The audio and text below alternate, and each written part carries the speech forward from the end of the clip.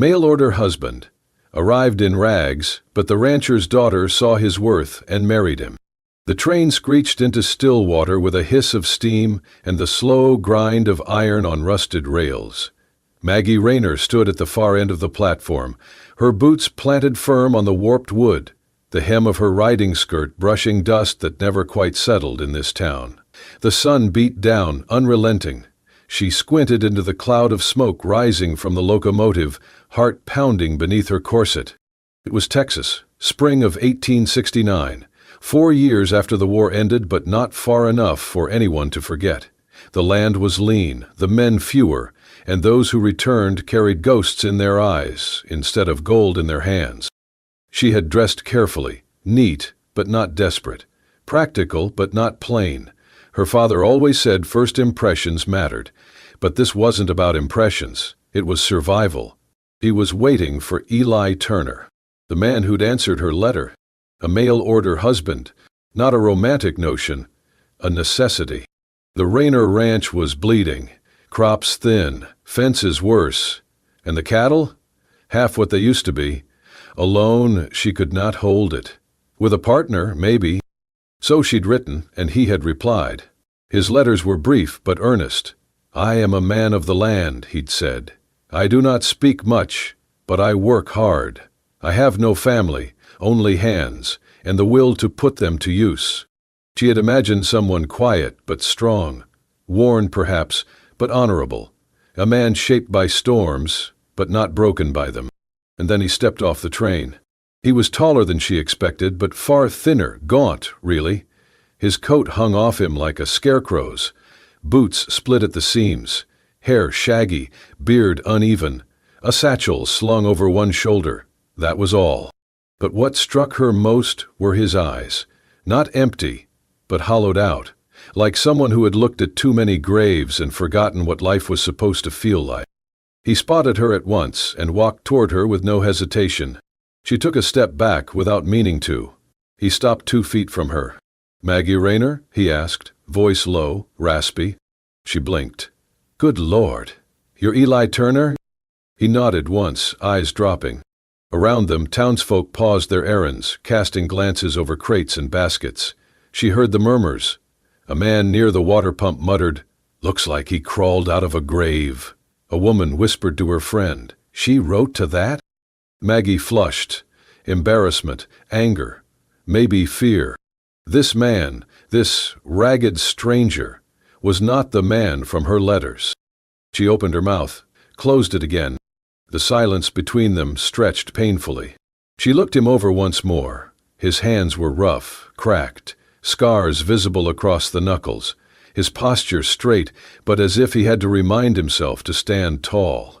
A soldier, maybe. A wanderer. Definitely not a liar, just tired. He stepped aside. "You got any belongings?" she asked. He shook his head. "Just this." He exhaled. Hard. "Get in the wagon." He obeyed without question. They rode in silence, the road out of Stillwater bumping beneath the old cart wheels. The sky was a wide, merciless blue. Prairie grass stretched out to every side, brushing the horizon like the edges of a fading map. Maggie gripped the reins tighter than necessary. The words spun in her head. "This is a mistake. He's not strong enough. He's not ready. He looks half dead." But another voice, older, deeper, whispered from memory. Her father's voice. "A man's worth ain't what he wears, Maggie. It's what he carries when no one else is watching." She glanced sideways at Eli. He sat still, one hand resting on the edge of the cart, the other curled tight in his lap, his gaze fixed ahead, not at her, not at the sky, just forward. "Why do you answer my letter?" she asked suddenly, surprising even herself. He was quiet for a long moment. Then, "Because you wrote like someone who would not give up, and I thought, maybe I could remember how to be that kind of man." Her heart clenched. She said nothing else the rest of the way home. But when the Rayner ranch came into view, fences leaning, windmill creaking, fields thirsty, she did not tell him to turn back. She handed him the keys to the bunkhouse, told him where the tools were, where to find the water pump. And as the wind kicked dust behind them, Maggie Rayner made her choice. Not because he was strong, but because something inside her, something too stubborn to quit, recognized something inside him. Something broken, yes, but still beating, still willing, and maybe, just maybe, worth saving. The wagon creaked over broken dirt roads, the mule's hooves setting a steady rhythm. Maggie gripped the reins, jaw tight, eyes fixed on the horizon. In the back, Eli sat silent, motionless, like a shadow carved from the war. The plains stretched out in dry golden waves, the wind whispering across them like it carried secrets too old to speak aloud. He had spoken little since they left the station. No questions, no complaints about the rickety cart or the limping mule. It was as if he expected nothing, needed nothing. Why did he answer my letter, she wondered, the question gnawing. She had written so many, most ignored, some returned, but Eli Turner's reply had come plain and simple, with no flattery. Just a promise to help. A man of the land, he'd said. She glanced back once. He sat with hands folded, eyes low. The dying sun behind him turned the sky copper, casting his figure like a ghost heading west. They arrived just before dusk. The ranch looked worn and weary. Fences bowed. The barn roof sagged. On the far end, her father's grave rested beneath the cottonwood, marked only by a stone and a rusted horseshoe. Eli stepped down, removed his hat, and nodded at the grave, then followed her to the bunkhouse. "You can stay here," she said. "Spare cot's clean. I'll bring supper." He nodded. "Thank you."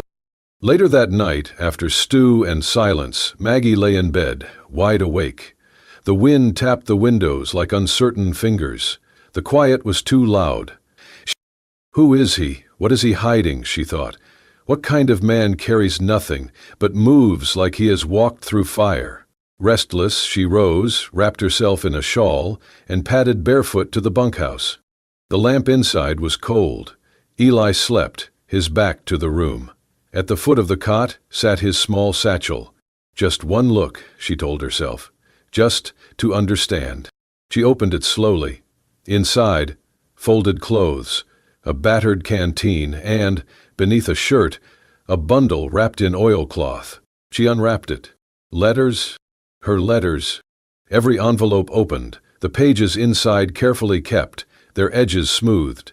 Some were water-stained, others mended with wax. She noticed faint pencil marks, writing. He unfolded the first. "I do not know your name, but if you served and have no place to return to, my land can give you work, and, if you're kind, maybe company too." On the back, in rough handwriting, "Your words are the first I've seen in weeks that were not orders or death notices. I do not know if I am kind, but I have nothing else left to be." Her chest tightened. She read more. Each letter bore his quiet responses, never sent, but written all the same, as if he'd hoped someday she would see them. Then she received 2 of the letters, from congressmen and from some filmmakers. One stopped her cold. "If I survive Cold Harbor, I will come find you. But if I do not grieve me. You already saved the only part of me worth keeping." Her knees weakened. She sat at the edge of the cot. The room smelled of old tobacco and dry prairie dust. She held the bundle tight to her chest, her eyes burning. This was no stranger. This was a man who had walked alone for years, carrying every word she had ever given him. She rewrapped the letters, returned them gently, then looked at him, Eli, turned toward the wall, one hand open, as if waiting for something he never expected to receive. Softly, she whispered, "You came back. You kept them all." And in that moment, for the first time since her father's death, Maggie Rayner did not feel alone. He had not dreamed in years, not since Cold Harbor. But that night, lying on the narrow cot in the Rayner bunkhouse with the scent of fresh earth and faded parchment still clinging to him, sleep came heavier than usual, and when it did, it brought memories, not in soft whispers, but in violent bursts. June 1864. Virginia soil. The battlefield was mud and blood, thick with smoke so dense it blurred the line between the living and the dying. The cries of men echoed between cannon fire and the relentless command of bugles that sounded more like screams than orders. Eli Turner was 23. He could shoot the eye off a squirrel at 50 paces. They called him Long Shot in the regiment, half in jest, half in reverence. His rifle had never missed when it mattered. But war was not a game of marksmanship.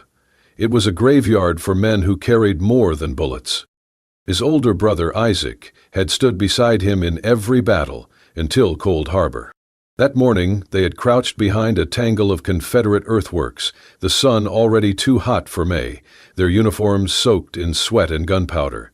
Isaac had said, "When this one's over, we go west, find land, grow something that does not kill." Eli had nodded. It was the first time either of them had spoken of a future. An hour later, Isaac was dead. A Union shell had struck too close, shattering timber, earth, and bodies in a single screaming second. Eli had crawled to him, bloody, broken, and tried to stop the bleeding with shaking hands. "I am fine," Isaac had gasped, eyes already glassy. "You keep going. Find her." "Oh?" Eli had stammered. "The girl. The letter girl." Eli had not understood then, not fully. But in Isaac's coat pocket, later, folded twice and blood-spattered, he found a letter, with Maggie Rayner's name on it. The envelope was unopened. A spare copy, Isaac had carried it not for himself, but for his younger brother, who would never admit he needed words like that. Eli had been wounded in the leg by shrapnel later that day. He spent 2 weeks in a makeshift field hospital. No morphine, just whiskey and thread. He did not cry, not from pain, not from loss. The tears had gone dry somewhere between the trench and the tree line. When the war ended, he walked south, not toward home, for there was none, but away from everything that bore his name. Years passed. Towns came and went. He picked up work where he could, chopping wood, shoeing horses, harvesting cotton for a man who never looked him in the eye. He never stayed longer than a season. And all the while, the letters stayed in his satchel. Every time he read one, he heard Isaac's voice. Find her? He had reached Texas twice, once in 1866, once in 68. Both times he had found the edge of Stillwater, stood at the top of a ridge overlooking the flat, unforgiving land, and turned away. You do not belong in her world, he told himself. You bring graves, not roots. But the last letter, the one Maggie had sent that spring, was different, shorter, firmer, more desperate. If no one answers, I will bear this ranch myself. But I will not lie. I do not want to do it alone. It was not pleading, it was brave. And in that courage, he felt something shift. So he shaved, sewed what remained of his coat, sold his last cartridge belt to pay for a train ticket.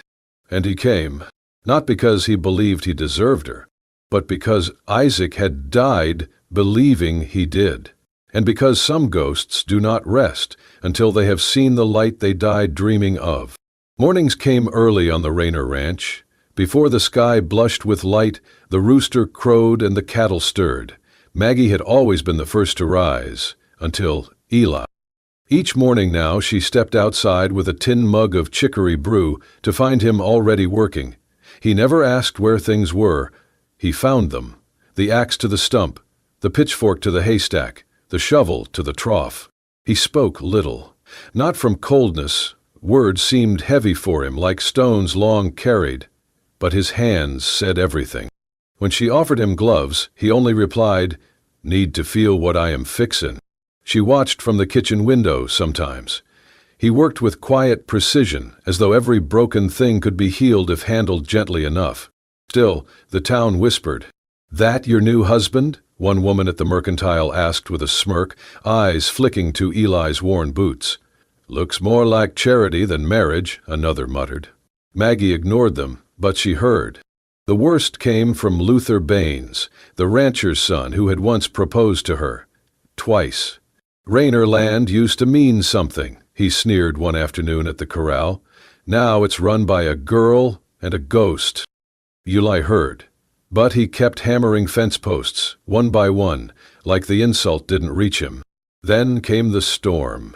That night, winds howled and clouds bruised the sky. Maggie called Eli in twice. He did not come. She found him on the shed roof, legs braced wide, rain slashing down, lightning racing the horizon. He was securing a loose tin sheet, hammer ringing out like defiance. "What in God's name are you doing?" she yelled. He looked down, rain sliding down his jaw, and pointed across the field. A calf, trapped at the fence, bleeding. Before Maggie could mount her horse, Eli was already running. By the time she caught up, he was beside the shivering calf, whispering to calm it. He freed its twisted leg, lifted it, and carried it through the storm with deliberate, careful steps. In the barn, he laid it in fresh hay. Maggie brought blankets. He did not speak, did not look up, but something in her shifted. He did not act for recognition. He believed broken things were worth saving. Days later, town talk turned. The mercantile clerk whispered Eli had faced down lightning. Others noted how strong the fences now stood. A widow brought cornbread to say thanks. Then Luther returned. He stood at the gate, a bottle under his arm. "Still thinking of saving this place?" he asked Maggie. "I can take it off your hands, offers fair." Maggie opened her mouth, but Eli stepped out from the barn, wiping his hands. "She's not sellin'," he said calmly. Luther scoffed. "And who are you to say?" "No one," Eli replied. "But I work this land with her. I breathe the same dust. If she's still fightin' for it, then so am I." Luther's lip curled. "That make you somebody?" Eli shrugged. "I think it makes me enough." Maggie moved beside him, the sun casting their shadows across the porch. "She doesn't need someone rich," Eli added. "She needs someone who stays." Luther spit in the dirt and walked away. That night, Maggie set a bowl of stew before Eli and said softly, "You didn't have to say anything." "I know," he replied, "but I meant every word." They sat across from each other, no smiles, but the silence between them no longer felt empty. It felt like home. The sun hung low and hot over the western hills as Maggie guided the cattle across the upper pasture. The grass there was higher, greener, one of the few parts of the land that still remembered how to grow.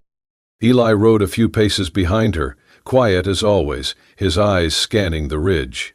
The herd moved slow but steady, the soft clinking of their bells lulling the afternoon into something near peaceful. Then came the sound, sharp and strange, a pounding, not from the herd. A wild horse, black as coal and thick with muscle, burst from behind the mesquite. It charged, ears flat, eyes wide with madness. Maggie's horse reared. She clung to the saddle, struggling to hold on. The stallion had caught scent of the herd and gone into a frenzy. It lunged toward Maggie, hoofs thrashing. She froze. Everything slowed. The roar of blood in her ears, the flare of dust around the beast's legs, the sheer, unthinking terror gripping her chest. And then, Maggie! Eli. He was off his horse, sprinting. She saw him out of the corner of her eye, moving faster than she thought possible. Just as the stallion's front legs came crashing down, Eli dove. His body slammed into hers, knocking her clear. The horse's hoof struck his back. He hit the ground hard, rolled once, and lay still. Maggie scrambled to her feet, dirt caked to her palms, her dress torn at the side. The wild horse had bolted, already a blur on the far side of the hill. But Eli did not move. "No," she whispered, crawling toward him. "No, no, please, Eli, please." She turned him over. His eyes were shut, blood seeping through the back of his shirt. "Do not do this," she begged, pressing her hands to his chest. "You stupid, brave man, do not—" His eyes flickered, then opened. He winced, coughed, and whispered, "Is the horse gone?" Maggie let out a shaky laugh, half sob, half relief. "Yes, it is gone." He tried to sit up, groaned, and collapsed again. "Stay still," she ordered, voice trembling. "You took the damn hit for me." Eli looked at her, face pale. "You are not supposed to get hurt." "That is not your choice," she snapped. "You do not get to throw yourself at danger and think I will be fine watching you bleed." His eyes searched hers. "Why would it matter, Maggie? I am no one." She swallowed hard. You are not no one. A beat. Then another. He spoke again, voice hoarse. You really think someone like you belongs with someone like me? She stared at him, anger and fear giving way to something deeper. Her hand reached for his, rough, calloused, cracked with sun and labor. I think you are the only man I have ever met who read my words and made them matter. He blinked. She continued, her voice steady now. You never answered my letters, but you carried them. You kept them safe. You lived by them, and when I needed you, you came. Eli looked away. Maggie gently turned his face back. You think you are low-born, that you are less than. But I have seen you climb roofs in storms, save calves from death, and dive in front of a wild beast for someone who once was a stranger. Her voice dropped to a whisper. You are not less, Eli. You are the only man who ever made me feel more. Something broke in his expression. Not pain, not pride, something like release. I thought I was just surviving, he said softly. Turns out I was waiting. Maggie squeezed his hand. Well, I am here, and I am not letting go. The wind rustled the grass around them, the sound soft like breath between words never spoken. And for the first time, Eli did not look like a man carrying a grave. He looked like someone who had finally found a place to rest. The clouds broke open with the fury of a war drum. Rain poured from the heavens in angry sheets, drumming against the tin roof of the barn and soaking the red earth within seconds. Thunder cracked like a rifle shot over the Rayner ranch, and the wind howled across the fields, tugging at every loose board, every forgotten shingle. Inside the tool shed, Eli was sorting nails, boards, and hammerheads, his mind already calculating the repairs they would need come morning. The storm had rolled in faster than forecast. He had only stepped away for 5 minutes. Outside, Maggie had gone to check the cattle shed, stubborn as ever, refusing to wait for him to return. She spotted it then, one of the tin sheets on the roof, peeling up with each gust, a corner already flapping loose like a flag surrendering to the wind. Her heart jumped. If that panel tore free, the whole roof could go. The newborn calves inside would be soaked, exposed, vulnerable. She looked around. No sign of Eli yet. Just a few minutes, she muttered, eyes narrowed. I can hold it till he's back. She grabbed the ladder, leaning against the fence, dragged it into position and climbed, teeth clenched against the wind's bite. Rain slicked the rungs. Her dress caught on a nail. She tugged free, crawled onto the roof, and reached for the corner of the tin sheet. It bucked like a living thing in her hands. Down below, Eli stepped out of the shed, rain soaking his shoulders. He froze. His eyes shot to the roof. Magic! She turned at his voice, startled, just as a massive gust tore across the field. The panel ripped from her grip. The hammer slipped from her hand. And then, her boot slid. Her body lurched backward. She was falling. Below her, jagged debris, including a broken fence post, sharpened like a pike by the storm. Eli dropped everything. He ran. Time slowed. The world narrowed to that one moment, that one cry, that one impossible chance. He slid across the slick ground, arms wide. Order. The impact knocked the wind out of both of them. They rolled into the wet hay, mud splashing around them, Maggie half atop Eli, his arms locked around her like iron. The broken post stabbed the dirt inches from her skull. She gasped, breath shaky, heart hammering. Eli's chest rose and fell beneath her, fast and uneven. For a long moment, neither spoke. Only the sound of rain. Her hand clutched his shirt, soaking wet and clinging to him. She finally looked up. You caught me. He nodded, eyes shut. Way? She asked. His voice came low, strained. Do not ever do something like that again. Not without me. I had to, she said, voice cracking. This place. It's my life. He opened his eyes and stared at her. You are mine. Her breath caught. Since the first letter, he said softly, you have been home to me. She pressed her forehead against his, her soaked hair clinging between them. Then do not let go. I won't, he whispered. The next day dawned calm. The storm passed, but the damage clear. The shed roof was half torn, a fence had collapsed. But no lives lost, no calves missing, no blood spilled, at least not this time. Maggie brought a bundle of cloth to the barn, her boots splashing in shallow puddles. Eli was inside, reinforcing the gate with a salvaged beam. His shirt clung to his back, muscles taut as he worked in silence. She stepped in. He turned, wiping his brow with the back of his hand. Maggie held out the cloth. He took it carefully and unwrapped it. Inside was a strip of deep green silk, old and worn, her father's neckcloth, the one he wore only on the most sacred days, the one that had draped his coffin. Eli looked up, questioning. "You saved me," Maggie said. "You saved this ranch. That cloth belonged to the man who kept this place alive. I think it belongs to the man who keeps it breathing now." Eli stared at it for a long time. Then slowly he reached into his coat pocket. From it he pulled a small ring. The copper had dulled. The shape was uneven, but it was unmistakably crafted with care, hand-forged from a spent bullet casing. "I had nothing to offer," he said quietly. "Only what I carried, only what I made with these hands. But if you let me stay, I will rebuild every piece of this place, and I will build a life around you." Maggie looked at the ring, then at him. "You saved my life twice," she said, voice soft. "Once on the battlefield of letters, once with your own body. I am not letting you go either." She placed her hand over his, closed his fingers gently around the ring. "I choose this," she whispered, storm and all.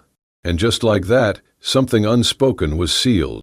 The barn had lost its roof, but beneath it something far more sacred had been built. A promise, a beginning, a home. The days after the storm settled into a rhythm that felt almost like peace. There was no wedding dress, no preacher, no vows spoken beneath the church rafters. But everyone in Stillwater understood. Maggie Rayner and Eli Turner belonged to each other. They lived together on the land as if it had always been that way. No announcements, no fanfare, just two souls moving through each day with steady devotion. Eli rose before dawn, worked until the sun dipped below the hills, then sat by the fire sharpening tools or mending tack. Maggie tended the garden with her sleeves rolled up, hair braided tight, her hands calloused and sure as any man's. She kept the ranch books, balanced the ledgers, whispered to the chickens as if they answered her. No one said, "I love you." Not yet. But it lived in the way he always left the corner of her porch swept clean, in how she packed his lunch with a sprig of mint wrapped in wax paper. In silence, something sacred grew. But even silence can be heavy. One night, after Maggie had gone to bed, Eli sat alone at the kitchen table. The oil lamp flickered, casting his shadow long against the log wall. A blank sheet of paper lay before him. He had never written her back, not once in all those years. Every reply had stayed buried inside him, held tight and fearful. He had thought words made him weak. Now he understood. They were all he had left to give. With a slow breath, he picked up the pencil. And he wrote, "Maggie, you never knew it, but each time you wrote to me during the war, you gave me another day to live. I read your letters by firelight, with blood on my hands and death in my ears, and I started to believe there was still something in the world worth returning to. I never wrote back, not because I did not want to, but because I did not think I deserved to. I thought if you met me, saw what I had become, you would turn away. But you did not. You looked at me like I was still a man. I do not know how to speak what I feel, not with my mouth, but if I could read your words every day for the rest of my life, I would call that heaven. Eli." He folded the letter, laid it gently on the kitchen table, and blew out the lamp. Maggie woke with the sun. She moved through the house barefoot, the floor still cool from the night. In the kitchen, she found the letter. At first, she only stared. Then she picked it up, unfolded the creases with slow fingers. By the second line, tears blurred her vision. By the end, she was holding it against her chest, lips parted, breath caught somewhere between grief and gratitude. No one had ever said such things to her, not her father, not any suitor, not even in her dreams. She stepped outside, the letter still in hand, and crossed the dew-damp field. Eli stood near the corral, coaxing a young calf to stand. Its legs wobbled. He crouched beside it, murmuring low and soft. He did not see her approach until she stood in the sun behind him. She said nothing. Instead, she gently folded the letter, tucked it into the pocket of his shirt, and let her hand linger there. He looked up, startled, but did not speak. "I read it," she said. Eli's jaw worked once, twice, then stilled. Maggie smiled, soft, sure. "We do not need more letters," she said, voice like wind through spring grass. "We have the rest of our lives to write something better." He stared at her. His eyes said everything he never could. Love, devotion, relief, and something deeper, like a man who had finally laid down the last weapon he ever carried, fear. She turned and walked back toward the house, the sun climbing higher behind her. Eli stayed where he was, hand over his heart, the paper warm in his pocket. That morning the field looked greener, the air lighter, and something unnamed had changed between them. No longer ghosts of a war, but survivors. Together, spring returned to Stillwater not with fanfare, but with quiet, patient color.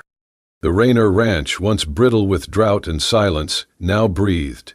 Green stretched across the fields like a promise finally kept. The cattle multiplied, fences stood tall, the barn wore a new roof, each board hand-nailed with care and sweat. Neighbors who once whispered now came by with requests. "Could your husband help mend the gate? Think he might shoe my gelding?" Nobody steadier than that Eli Turner. The name was no longer followed by doubt. The man once called a vagabond now wore a different title. The man of the Rayner land. He never asked for it, never claimed it, but it fit. Maggie walked with a fullness that had nothing to do with the baby growing inside her. She moved with ease now, with light in her eyes and certainty in her step. She laughed more, cooked humming low songs, kept a hand on her belly even when lost in thought. And Eli, he watched her like sunrise, with reverence. When the child came, it was just after a warm rain, the earth soft, the windows open. Maggie labored in her own bed, surrounded by women who'd once doubted, now devoted. Eli waited outside, hands clenched, boots pacing trenches into the ground. Then, at last, the cry. He rushed in, and Maggie, breathless and glowing with tears, looked up and said only one word. "In harbor." "Huh?" He blinked, unsure. She smiled, nodding. "That's his name." He stepped closer, heart thudding. "Harbor?" She nodded again, then whispered, "For the place you almost died. For the letters I sent that found their way back. For the place you made in me. He's where it all landed." Eli looked at the boy in her arms, so small, so new, and somehow already familiar. "A place after the storm," he said. Maggie reached out. "A place we both came home to." Weeks later, with baby Harbor wrapped in a blanket made from Maggie's mother's old linens, the family stood at the front of the house, beneath the cottonwood. Eli had dug a hole near the porch. Together, they lowered a sapling into the earth. "An oak. It will grow slow," Maggie said, brushing soil over the roots. "But it will grow deep." He nodded, like anything worth having. Once the tree was set, Maggie stepped inside and returned with something wrapped in linen. She unfolded it carefully. A wooden frame. Inside, each of her original letters gently pressed, and in the center, the final one, Eli's. He took it in silence, held it like a relic, then hung it on the central beam of the porch. Carved beneath the glass, in small, careful letters, were the words, "From one letter to a life." They stood there a moment, watching the tree bend in the warm wind, the prairie stretched wide behind it. Eli reached down, laced his fingers with hers. Maggie leaned into his shoulder. A small house glowing from within, a tree just beginning to sway in the breeze, and beyond it, the endless grasslands of Texas, breathing softly in the dusk. The kind of quiet that speaks louder than anything. If this story touched your heart, if it reminded you that even in the harshest places, love can take root, then you belong here, with us. At Wild West Love Stories, we tell tales not just of romance, but of courage, sacrifice, and the kind of devotion that defies time, war, and the wild. Every week, a new story rides in, from hidden glances on dusty trails to letters that saved broken souls. So if you believe in love that outlives bullets and silence, subscribe now and join us on this unforgettable journey through the heart of the American frontier. 'Cause out here, where bullets missed, hearts didn't.